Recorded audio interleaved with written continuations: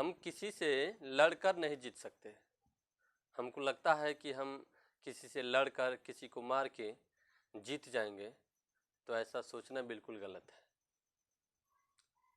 कभी ऐसा हमें लग सकता है कि हम किसी को मार दिए हैं तो हम जीत गए हैं, जबकि ऐसा नहीं है।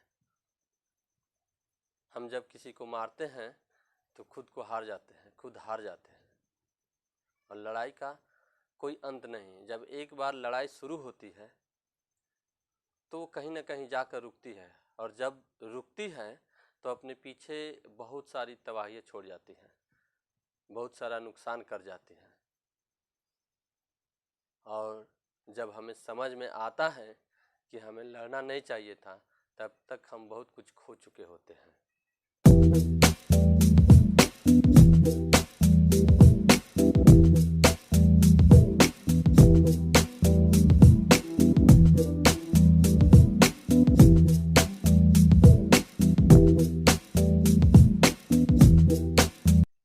नमस्कार, मैं हूं सुनील मनस्वी। आप देख रहे हैं मास्टर लाइफ शो। आज का विषय है अनुभूति और अभिव्यक्ति। अगर आपने हमारा पिछला वीडियो जीवन क्या है देख चुके हैं, तो आज का यह वीडियो आपको अच्छी तरह समझ में आने वाला है। हमारे जीवन में जो कुछ भी घटित हो रहा है, जो कुछ भी हो रहा है, हमारा जीवन धीरे धीरे आगे की ओर बढ़ रहा है, या फिर हम धीरे धीरे पीछे की ओर जा रहे हैं। कहने का अर्थ है, या तो हम विकास कर रहे हैं, या तो हम उन्नति कर रहे हैं, या फिर हम अवनति की ओर जा रहे हैं। तो ये जो कुछ भी हो रहा है ना, इसके पीछे अनुभूति और अभिव्यक्ति ही मुख्य कारण है। और यह कैसे है, यही मैं आपको बताने जा रहा हूँ। हम अपने जीवन की सारी क्रियाओं को अगर दो भागों में विभक्त करें, तो एक भाग अनुभूति की है और दूसरी भाग अभिव्यक्ति की है। अर्थात हम जो कुछ भी बाहर से ले रहे हैं, वो हमारी अनुभूति है, और हम जो कुछ भी बाहर दे रहे हैं वो हमारी अभिव्यक्ति है। तो हमारी अनुभूति कैसी है, इसी पर निर्भर करती है हमारी अभिव्यक्ति। और ज़्यादातर जो लोग हैं यही फेल कर जाते हैं, यही बात उनको समझ में नहीं आती। हम डायरेक्ट किसी चीज़ को सुने और उस पर तुरंत प्रतिक्रिया व्यक्त कर दिए, हम किसी चीज़ को देखें और उस पर तुरंत प्रतिक्रिया व्यक्त कर दिए। यह व्यवहारिक कुशलता नहीं है, यह बहुत बड़ी व्यवहारिक चूक है। क्योंकि हम बाहर से जो कुछ भी ले रहे हैं, हम बाहर में कुछ देख रहे हैं या बाहर से कुछ सुन रहे हैं, तो उसको समझना ज़रूरी है, उसको महसूस करना ज़रूरी है। और हम ऐसा करते नहीं हैं। हम सुनते हैं और बोल देते हैं, हम देखते हैं और बोल देते हैं, थोड़ा भी खुद को समझने का समय नहीं देते हैं। अगर हम थोड़ा अपने आप को सोचने का समय दें, समझने का समय दें, तो हमारी अभिव्यक्ति बहुत अच्छी हो सकती है। संभव है कि हमारे किसी अपने या किसी गैर से हमको बुरा अनुभव मिल रहा हो, हमें बुरी अनुभूति मिल रही हो, तो हम उस बुरी अनुभूति को भी अच्छी अभिव्यक्ति में कन्वर्ट कर सकते हैं, उसे बदल सकते हैं, और अच्छा अभिव्यक्ति देकर हम आने वाले बुरे समय को टाल सकते हैं। यानी हम खुद को भी बचा सकते हैं और सामने वाले को भी बचा सकते हैं। आइए हम इसको एक कहानी के माध्यम से समझने का प्रयास करते हैं। बहुत पहले की बात है, एक बाबा भारती नाम के संत थे। उनके पास एक घोड़ा था जिसका नाम था सुल्तान, और बाबा भारती को अपना घोड़ा बहुत ही प्यारा था। बाबा भारती जब हर रोज सुबह अपने घोड़े को देखते थे तो बहुत खुश हो जाते थे। बाबा भारती उसकी सेवा भी करते थे, उसका ख्याल रखते थे, और उनके पास जो कुछ भी था उसमें सबसे प्यारा उनका घोड़ा ही था। एक दिन उनके पास खड़क सिंह नाम का डाकू आता है।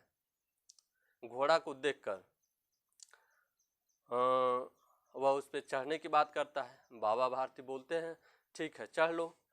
खड़क सिंह उस घोड़े को लेकर दौड़ाता है और फिर लाकर बांध देता है।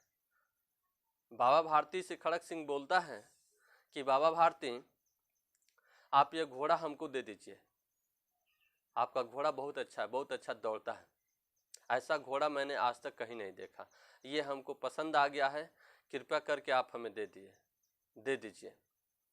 बाबा भारती कुछ नहीं बोलते हैं और खड़क सिंह चला जाता है। एक दिन की बात है कि बाबा भारती जब सुबह के समय अपने घोड़े को लेकर टहलने के लिए निकलते हैं तो रास्ते में एक अपाहिज कराह रहा है और कह रहा है कि कोई परोपकारी हो तो हमें 1-2 मील तक छोड़ दे, हम बहुत परेशानी में हैं और अपनी पीड़ा से कराह रहे हैं। बाबा भारती को यह बात सुनकर दया आती है और वह उसे अपाहिज समझकर घोड़े पर बैठाते हैं, लगाम उसके हाथ में दे देते हैं और पैदल पैदल चलने लगते हैं। जैसे ही बाबा भारती कुछ दूर चलते हैं कि घोड़ा वेग से दौड़ने लगता है और वो अपाहिज घोड़े को आगे दौड़ाते हुए पीछे मुड़कर कहता है कि बाबा भारती, पहचाना आपने, मैं हूँ खड़क सिंह, मैं बोला था ना कि आपका घोड़ा एक दिन ले लूँगा, आज ले लिया।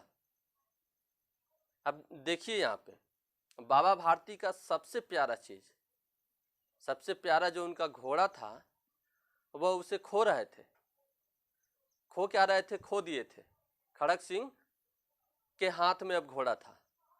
बाबा भारती को वहाँ पे दुखी होना चाहिए था, लेकिन बाबा भारती दुखी नहीं होते हैं।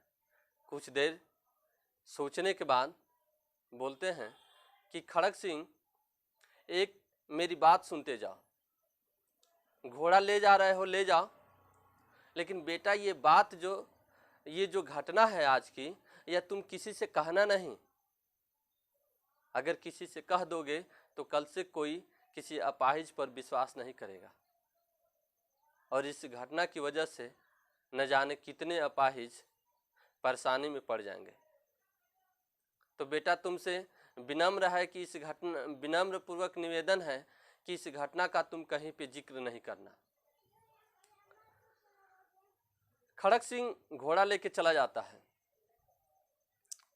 बाबा भारती निश्चिंत होकर सो जाते हैं, घोड़े का ख्याल भी छोड़ देते हैं और सुबह जब उठकर देखते हैं तो उनका घोड़ा उनकी अस्तबल में बंधा रहता है।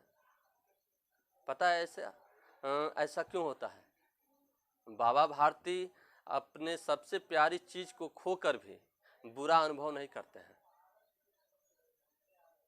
ऐसा नहीं है कि उनको बुरा अनुभव नहीं हुआ होगा, उनको बुरा अनुभव हुआ होगा, लेकिन वह सबके हित की सोचते हैं और पूरी दुनिया के बारे में सोच रहे थे, इसलिए उन्होंने दुख की अभिव्यक्ति नहीं दी, एक संतुलित अभिव्यक्ति दिए और इस अभिव्यक्ति से खड़क सिंह प्रभावित होकर लास्ट में घोड़ा को बाबा भारती को सौंप जाता है।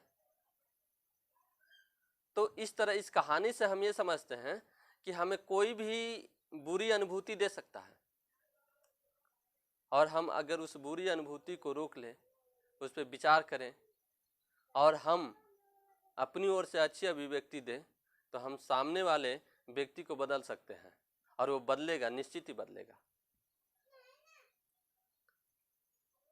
तो हम कोशिश करें, यह मुश्किल नहीं है, हम कोशिश करेंगे तो ऐसा कर सकते हैं। और पूरी दुनिया में घरेलू हिंसा से लेकर बाहरी लड़ाई झगड़े और युद्ध तक की जो स्थितियां पैदा होती हैं, इसी बुरी अनुभूतियों के कारण होती हैं। हम बुरा अनुभव करते हैं और बुरे को व्यक्त करते हैं, जिसका परिणाम होता है कि लड़ाई झगड़े होते हैं, केस मुकदमे होते हैं, हम और उलझते चले जाते हैं, हमारी ज़िंदगी उलझती चली जाती है।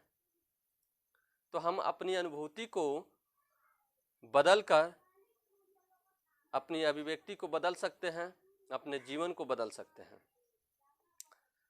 अब यहाँ पे थोड़ा सा गौर करने वाली बात यह है कि हम बाहर से जो कुछ भी ले रहे हैं वो हमारी अनुभूति है और सबसे ज़्यादा एक मनुष्य बाहर से लेता है, बाहर से ग्रहण कर रहा है।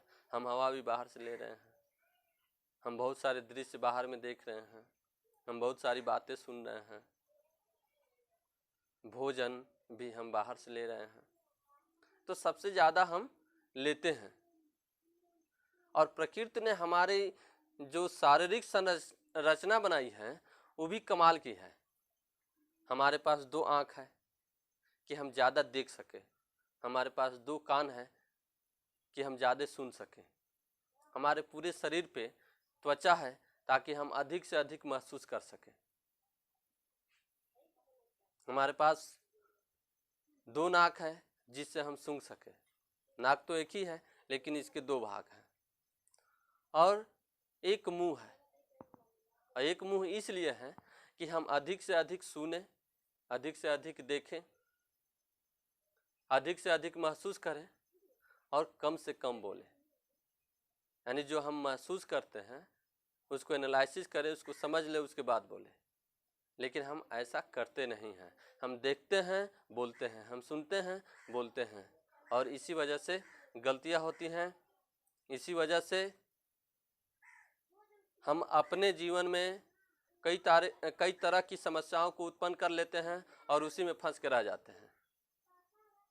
तो हम हर तरह की समस्याओं का समाधान अपने ही स्तर पे कर सकते हैं, बशर्ते हम थोड़ा सा अपने जीने का ढंग बदल दें, अपने सोचने का तरीका बदल दें और खुद को समझने का समय दें। कोई भी चीज़ जो बाहर से आ रही है हम उसको पहले सोचें, समझें और उसके बाद अपनी अभिव्यक्ति दें। तो आज का हमारा वीडियो आपको कैसा लगा? अच्छा लगा है तो लाइक कर दीजिए, सब्सक्राइब कीजिए और अधिक से अधिक लोगों तक इसे शेयर कीजिए ताकि वह अपने जीवन की रोज़मर्रा की जो समस्याएं हैं उसको इसी स्तर पे सुलझा सकें और अपने जीवन को बेहतर बना सकें।